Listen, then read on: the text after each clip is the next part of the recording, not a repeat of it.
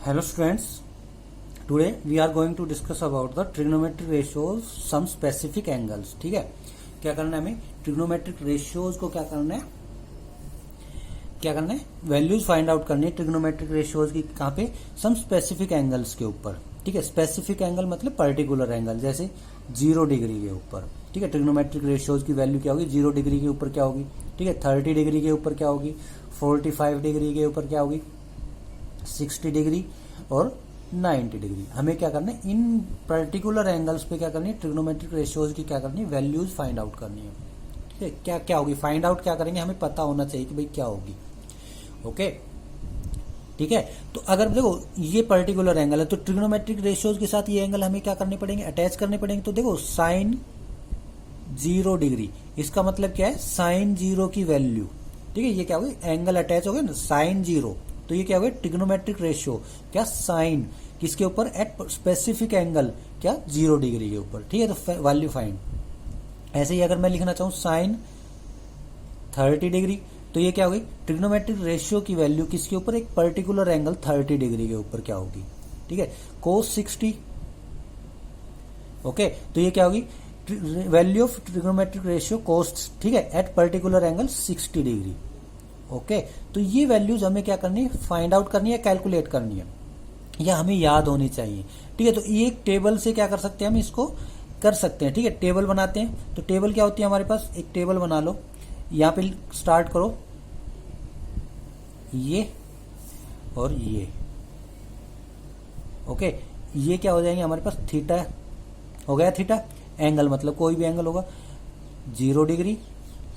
ठीक है, ये क्या हो जाएगा हमारे पास 30 डिग्री, उसके बाद 45 डिग्री, फिर 60 डिग्री और फिर 90 डिग्री पर्टिकुलर एंगल ही। ठीक है, तो हमें 10th में 90 डिग्री तक ही पढ़नी है इनकी वैल्यूज।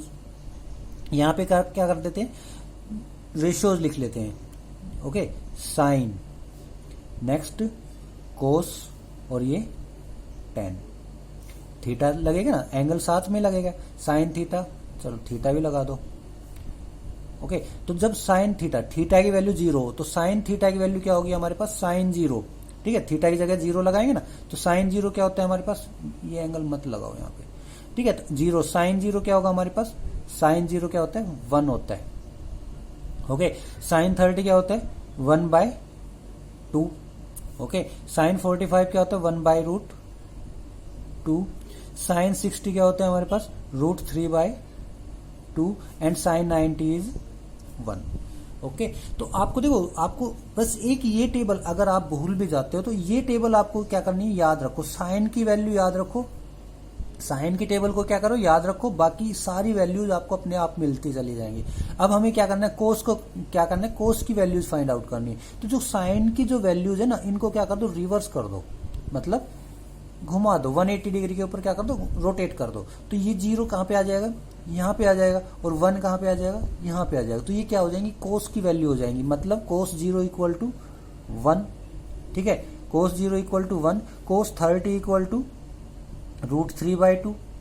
जब इसको रोटेट करेंगे तो ये सेकंड पोजीशन पे आ जाएगा, और ये क्या आ जाएगा 1/√2। 45 पे तो ये तो बीच की वैल्यू है, मिडिल वैल्यू है, तो ये क्या हुई यहीं पे ऐसे ही रहनी है। और ये क्या आ जाएगा 1/2 इधर चला जाएगा 1/2, और कोस 90 क्या हो गया हमारे पास 0। ठीक है, कोस 90 की वैल्यू क्या हो गई 0 हो गई।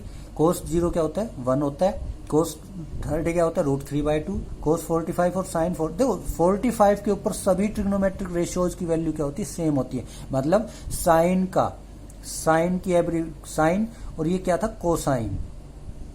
ठीक है, दोनों में क्या हो रहे हैं साइन यूज हो रहा है ना, ये साइन ये कोसाइन। तो इस टाइप के एंगल में क्या होती है इनकी वैल्यू 45 के ऊपर वैल्यू सेम रहेगी क्या 1/√2।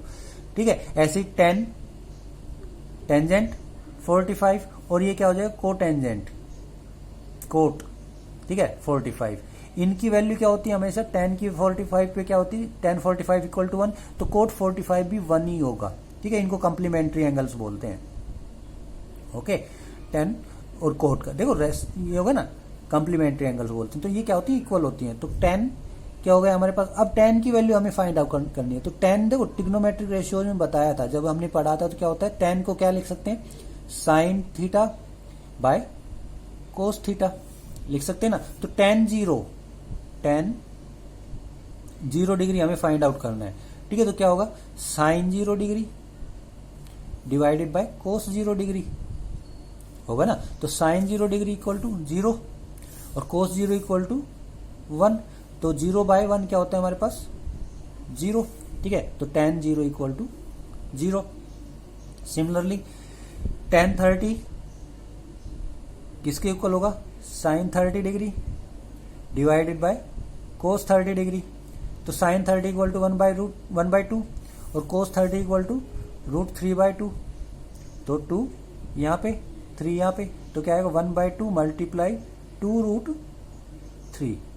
तो ये क्या आएगा 1/√3। तो tan 30 क्या आएगा 1/√3। tan 45 1 होगा, क्यों होगा, देखो tan 45 डिग्री क्या होगा हमारे पास, साइन 45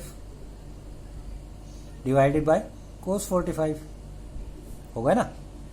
तो ये क्या आएगा 1/√2 डिवाइडेड बाय 1/√2 हो गया।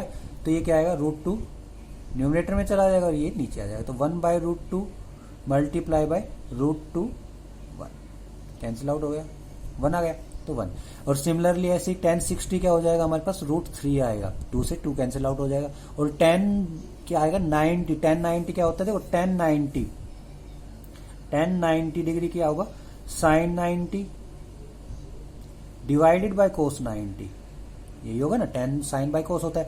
तो ये क्या आ गया, साइन 90 इक्वल टू 1 और कोस 90 क्या हो गया 0।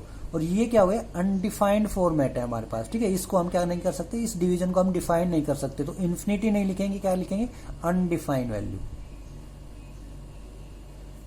अनडिफाइंड, इसको डिफाइन नहीं कर सकते, ठीक है। अब ये क्या आ गई हमारे पास, 3 ट्रिग्नोमेट्रिक रेशियोज की क्या आ गई, वैल्यूज आ गई, ठीक है। एट स्पेसिफिक एंगल, मतलब पर्टिकुलर एंगल के ऊपर क्या आ गई, ये वैल्यू आ गई, ओके। अब बच गई कितने हमारे पास, 3 एंगल्स और बच गए। अगर मैं यहां पे क्या लिखूं, कोसिकेंट थीटा, मतलब कोसिकेंट 0, कोसिकेंट ये, ठीक है। तो क्या होगा, देखो कोसिकेंट क्या होता है, कोसिकेंट क्या होता है, कोसिकेंट थीटा क्या होता है 1/sin थीटा, ठीक है। तो साइन की वैल्यू का रेसिप्रोकल ले लो, तो क्या आएगा हमारे पास, कोसिकेंट 0 क्या होगा हमारे पास। अब क्या करना है, हमें कोसिकेंट थीटा की वैल्यू निकालनी है, ठीक है। कोसिकेंट थीटा, तो कोसिकेंट क्या होता है हमारे पास,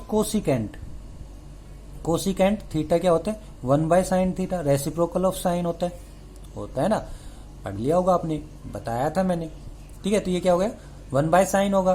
तो अब क्या करेंगे, देखो अगर मैं लिखूं कोसिकेंट 0 डिग्री, ठीक है, कोसिकेंट 0 कितना होगा 1/sin 0 होना है ना, 1/sin 0। और sin 0 की वैल्यू कितनी हो गई हमारे पास 1/0, sin 0 इक्वल टू 0। तो ये क्या हो गया अनडिफाइंड, ठीक है, 1/0 इज अनडिफाइंड। तो ये क्या हो गई अनडिफाइंड वैल्यू, अनडिफाइंड, ठीक है, अनडिफाइंड हो गया। उसके बाद क्या करेंगे 1/कोसिकेंट 30, तो ये क्या आएगा 1/sin 30, ठीक है। और ये क्या आएगा 1/sin 30 की वैल्यू कितनी है हमारे पास 1/2, तो 1/2, 2 कहां चला जाएगा न्यूमरेटर में, तो ये कितनी आ गई वैल्यू 2। तो कोसिकेंट 30 कितना हो गया हमारे पास 2 हो गया, ओके। अब क्या आएगा हमारे पास कोसिकेंट 45, तो कोसिकेंट 45 क्या होगा 1/sin 45 होगा ना। और 1/sin 45 क्या होता है 1 और sin 45 की वैल्यू कितनी होती है 1/√2, ठीक है। तो ये क्या आ गया हमारे पास √2 कहां ऊपर चला जाएगा, तो √2। तो कोसिकेंट 45 क्या होता है √2। सिमिलरली कोसिकेंट 60 कितना हो जाएगा, इसका रेसिप्रोकल लेंगे ना, इसको क्या कर देंगे जस्ट उलट देंगे, तो कितना आएगा 2/√3, ओके। और ये क्या आ जाएगा, ये क्या आएगा 1/1, कितना हो गया 1, ओके स्टूडेंट्स, ठीक है। तो कोसिकेंट 90 क्या होता है हमारे पास 1, ठीक है। तो कोसिकेंट 1 क्या हो गया 90 क्या हो गया हमारे पास 1 हो गया। सिमिलरली सीकेंट थीटा, ठीक है। तो सीकेंट क्या होता है हमारे पास, सीकेंट क्या होता है, सीकेंट थीटा इक्वल टू 1/कोस थीटा। तो क्या करना है हमें, कोस की वैल्यू का रेसिप्रोकल लेना है। तो देखो कोस क्या है हमारे पास, कोस 1 ना कोस 0, क्या करना है सीकेंट जीरो, सीकेंट जीरो क्या होगा, सीकेंट जीरो क्या होगा, सीकेंट 0 डिग्री क्या होगा 1 बाय कोस जीरो। ठीक है, तो कोस जीरो की वैल्यू क्या है हमारे पास 1 है ना, तो इसका रेसिप्रोकल करेंगे तो क्या आएगा 1 बाय 1। ठीक है, तो क्या आ गया हमारे पास सीकेंट जीरो क्या आएगा 1 आएगा। ठीक है, ऐसे ही सीकेंट 30 क्या आएगा, कोस 30 की वैल्यू का रेसिप्रोकल कर दो तो कितना आ जाएगा 2 बाय रूट 3। सिमिलरली कोस ना सीकेंट 45 कितना होगा हमारे पास, सीकेंट 45, देखो कोसिकेंट और सीकेंट दोनों एक दूसरे के क्या कंप्लीमेंट्री है ना, तो क्या आएगा ये रूट 2 ही रहना है हमारे पास। ठीक है, ऐसे ही कोस ना सीकेंट 60 डिग्री कितना हो जाएगा हमारे पास, कोस 60 की जो वैल्यू है उसका रेसिप्रोकल कर लो तो कितना आ जाएगा 2 आ जाएगा, 1 बाय 2 होती है ना कोस 60 की वैल्यू, तो कोसिकेंट 60 कितना हो जाएगा हमारे पास 1 बाय रूट 1 बाय 2, तो क्या आ गया हमारे पास 2 की वैल्यू आ गई, कोसिकेंट सीकेंट 60 इक्वल टू 2। और ये क्या आएगा हमारे पास सीकेंट कितना 90 डिग्री, सीकेंट 90 डिग्री, तो देखो सीकेंट 90 क्या होगा 1 बाय कोस 90। ठीक है, और कोस 90 क्या आता है 1 बाय 0, कोस 90 की वैल्यू क्या होगी 1 0। ठीक है, तो 1 बाय 0 क्या होगी अनडिफाइंड वैल्यू, अनडिफाइंड हो गया। तो 5 ट्रिग्नोमेट्रिक आ गए। तो क्या करना है आपको, कोट की वैल्यू आपको खुद से फाइंड आउट करनी। ठीक है, खुद से फाइंड आउट करो कोट की वैल्यू। कोट क्या होता है, कोट क्या होता है रेसिप्रोकल ऑफ tan 1 बाय tan थीटा। ठीक है, तो कोट जीरो क्या होगा 1 बाय tan जीरो। ठीक है, tan जीरो क्या होता है हमारे पास 0 होता है, तो ये क्या आ जाएगी 1 बाय 0 क्या हो गई अनडिफाइंड। ठीक है, तो tan की वैल्यू को आप क्या करते चलो रेसिप्रोकल लेते चलो। ठीक है, जिस भी एंगल पे अगर आपको कोट 0 निकालना है तो tan जीरो की जो वैल्यू है ना उसका रेसिप्रोकल ले लो। कोट 30 निकालना है तो tan 30 का रेसिप्रोकल ले लो। ठीक है, कोट 60 निकालना है तो कोट tan 60 का रेसिप्रोकल ले लो। तो ऐसे क्या करनी है हमें, ये टेबल कंप्लीट करनी है, और ये टेबल कंप्लीट करनी भी है और याद भी रखनी है। हालांकि आपको ये 3 ट्रिग्नोमेट्रिक रेशियोज की अगर वैल्यू याद है तो आप सारी कंप्लीट टेबल को क्या कर सकते हो याद रख सकते हो। बस आपको क्या करना है 3 की वैल्यू याद रखनी है। ठीक है, तो इन थ्री ट्रिग्नोमेट्रिक रेशियोज की आपको वैल्यू, ये तो इंपॉर्टेंट है ही है हमारे लिए, इनका क्या करना है आपको, इनकी वैल्यूज को क्या करना है मेमोराइज, अच्छे से मेमोराइज करना है आपको। ठीक है, अच्छे से याद कर लेना। ओके, तो अब करते हैं हम क्या, प्रॉब्लम सोल्व करते हैं किसकी, एक्सरसाइज की। ओके स्टूडेंट्स, तो let's start the solving the problem of exercise 8.2। Okay students.